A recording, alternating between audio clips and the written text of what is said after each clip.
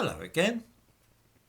The Independent Inquiry into Child Sexual Abuse has issued its latest report, which the BBC mentions on its website. This report covers what have come to be known as grooming gangs in Britain. These are groups of men who seduce young girls and arrange for their systematic abuse, often on an industrial scale. The truly extraordinary feature of the BBC report is that they managed to avoid saying what everybody else in the country knows perfectly well, that the men who run this ghastly racket are invariably black or of South Asian origin.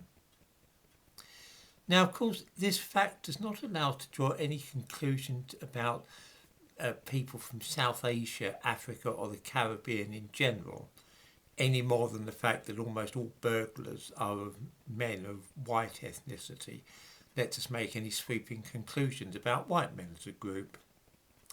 Nevertheless, if one is hoping to put an end to what used to be known as white slavery, then a good beginning might be to acknowledge exactly what is going on. The aim of the BBC, and we may as well get clear from the beginning, is to try and play down, that is to say, not mention at all, that almost every member of these gangs is Muslim. Most are of Pakistani origin, but that's not the only place where these men have their roots. The BBC talks vaguely of abuse in different parts of Britain. For example, Bristol and Warwickshire are cited from the report. This is quite crafty of the BBC because, of course, Bristol is not noted for having a large number of Asians. In fact, more black people live there than do those of South Asian heritage. The grooming gangs there, though, were, like most of the others, Muslim. They were Muslim Somalis. Talk of Warwickshire is also a little misleading. Unless you dig a bit further, you might think that this refers to some rural group of Englishmen operating in the countryside. Not at all.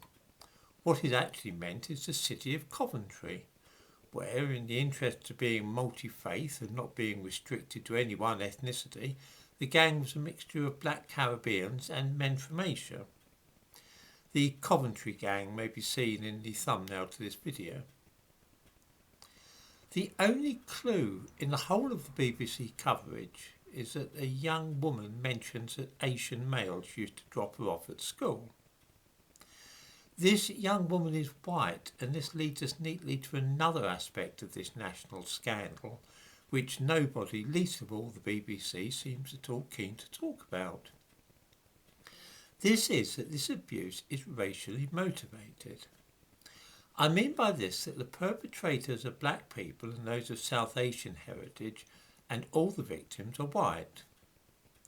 None of the girls who have been lured into this awful business are black or Asian.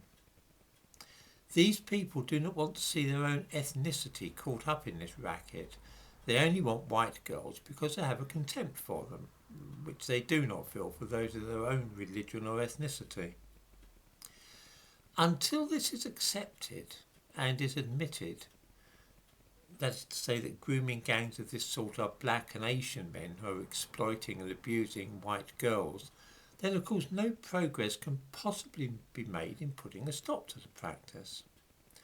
The BBC is complicit in this conspiracy of silence by carefully not quoting any of the report which makes clear what is actually happening. There is a definite link not only between the ethnicity of those involved in this crime, but also religion does come into the picture. When we talk about men of South Asian origin, we're not referring to Hindus or Sikhs, Buddhists or Jains, but rather Muslims. As I said the other day, I look fairly favourably on Islam in general, but that doesn't mean that I can't see the connection in this particular case between the religion of the men and what they are up to. Muslim men often live very restricted lives sexually, and they very frequently never learn to associate socially with girls in a way that is common in this country among many other ethnicities. They are aware that some white girls are sexually active before and also outside of marriage in a way that few Muslim girls are, and this has perhaps given them a strange, distorted and misleading idea about the sexual mores of British society.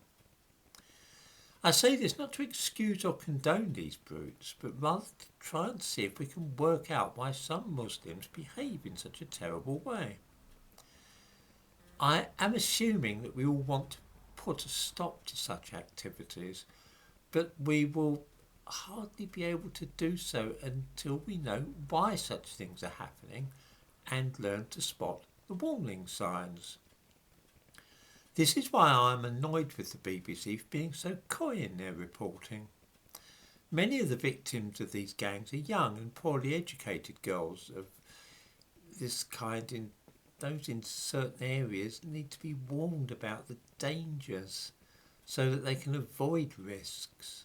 Ignoring the ethnicity of the usual offenders in these cases is not helpful for them.